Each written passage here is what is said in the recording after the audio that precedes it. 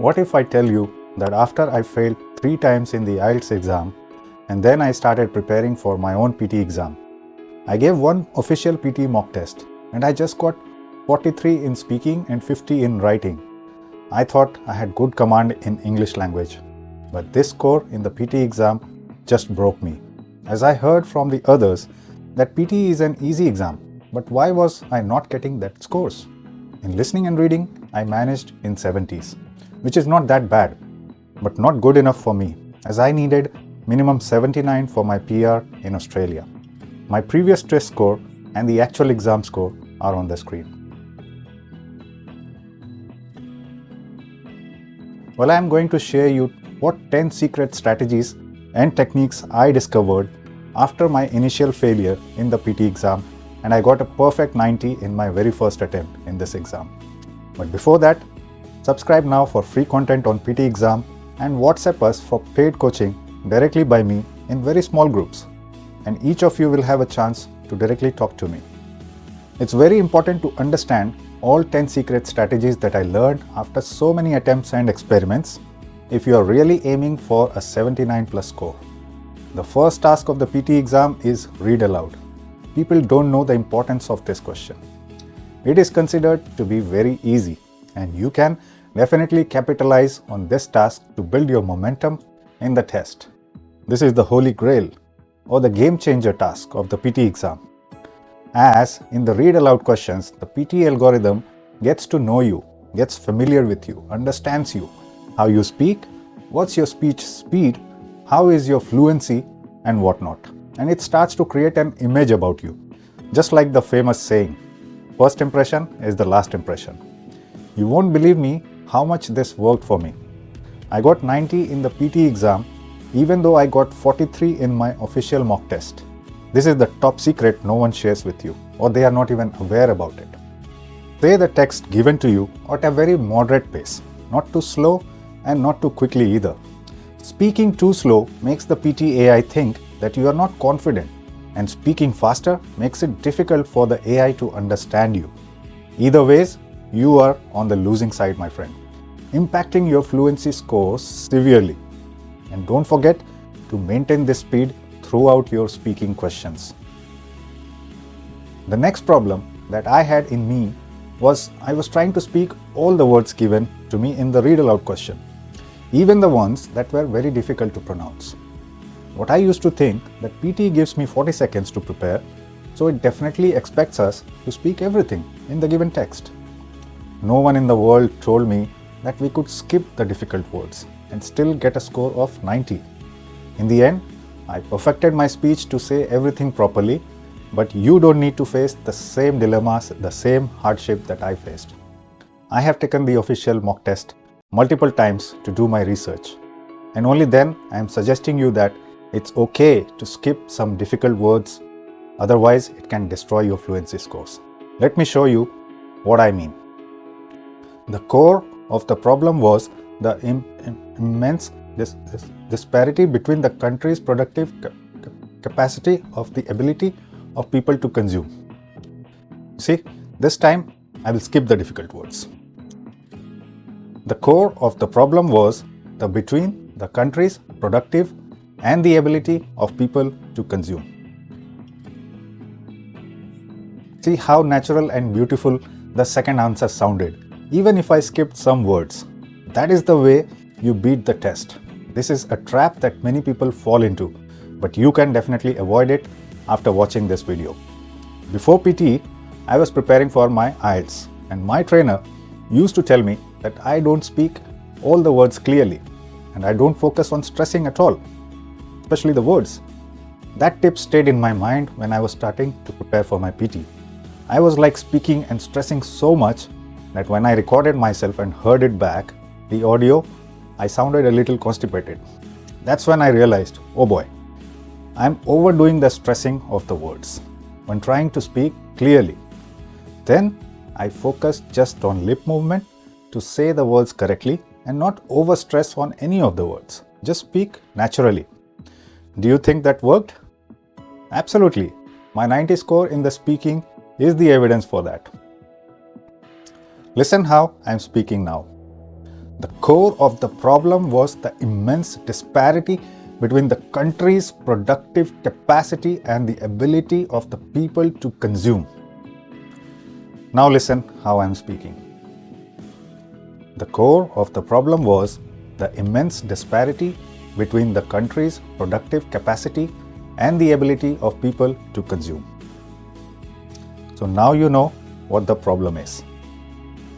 The next question, which is also super important for the speaking score, is repeat sentence. Again, content is less priority and fluency is much more important. Many think that content contributes 1/3 marks to your score, but that is not how the AI works. In my experiments, in some of the repeat sentence questions, I said 7 to 8 words out of the total 10 words, till I got 19 speaking and listening as well. Just focus on fluency. This technique works, but don't try that in every question. When you hear an easy audio, just say it completely. Some questions will be tricky and you won't be able to hear everything.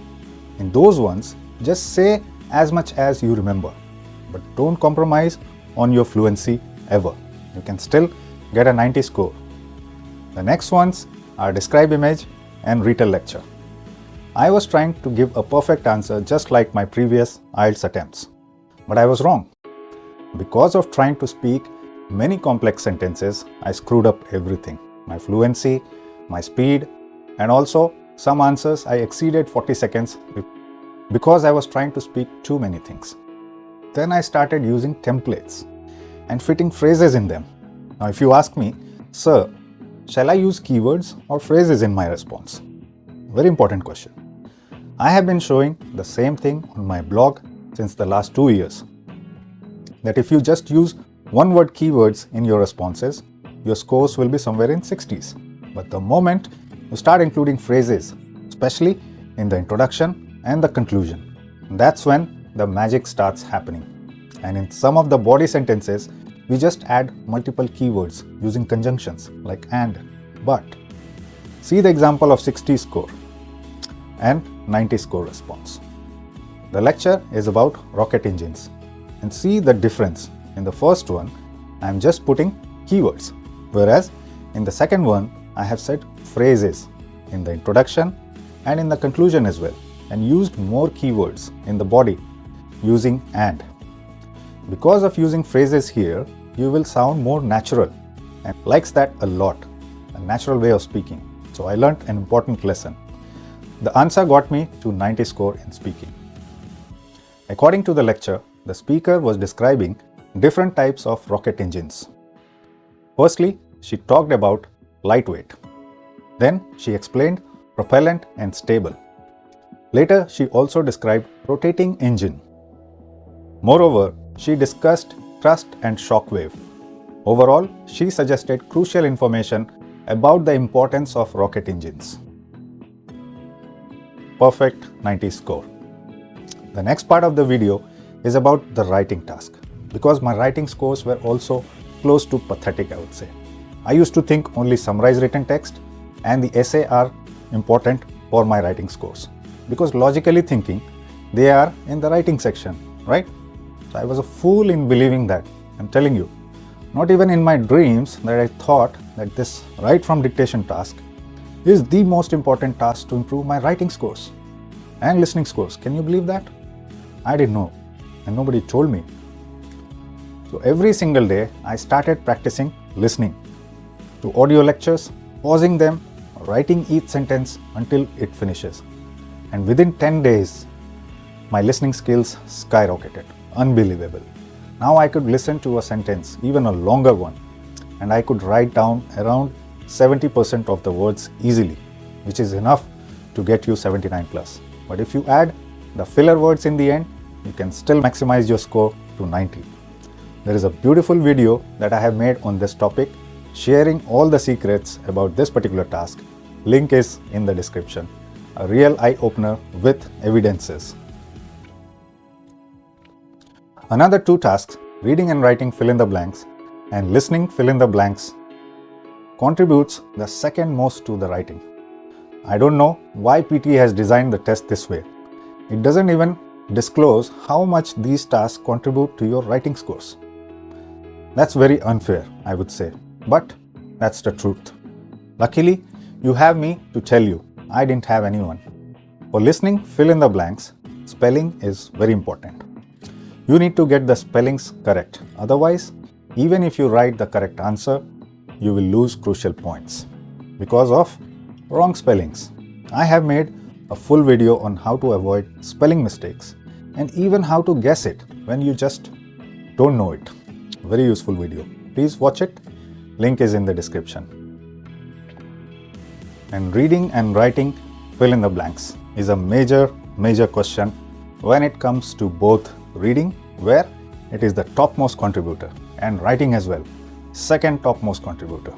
I used to think maybe only a little marks are added to writing because it's mainly a reading task.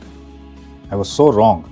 So I perfected my collocation list and made sure I get great marks for this task. But you need to start preparing from the very beginning for this question type. Understanding the context and usage of collocation is the key here. I always ask my students to go through the official collocation list from the day one and do some reading practice from Science Daily, at least 30 minutes per day, to improve the comprehension skills, which takes a little bit of time to develop. For this task, you can't just use a shortcut technique. I did the same, followed the long route. For essays, I practiced a lot for IELTS and I thought I'm very good at it. Again, I was wrong because PTE has a scoring guideline in which it clearly says what it needs in the essay. My previous trainer used to say, use some fancy words in your essay for IELTS to impress the evaluator, which is right for the IELTS exam, where a human checks your answer, but not very applicable to the PT exam, where a computer checks your essay. What I didn't know was that we can use a template to complete this task very easily for the PTAI. Templates don't work much in IELTS, as the examiner will understand we are using a template. But PTAI can't, as long as you also add relevant keywords and content, which is related to the question. Piece of cake if you use templates. I learned this the hard way. Since then, I have developed templates using the PTE scoring guidelines for my students with different English levels. All of them, you can find it in the Write Essay video. Link is in the description. And last technique or skill I enhanced to get a perfect 90 in speaking and writing was to improve my grammar. I used to make some silly grammar mistakes that I was not even aware of. Online tools such as Grammarly can help you to identify what those mistakes are. Or if you attend live classes with us, we can find your grammar mistakes or issues in one session itself. Grammar is very important for your writing scores.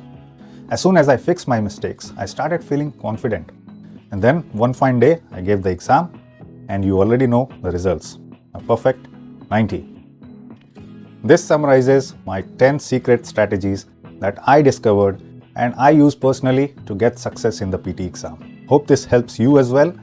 Like and subscribe and WhatsApp us for online coaching directly with me, because that's the way you crack the PT exam. Goodbye and see you in the next video.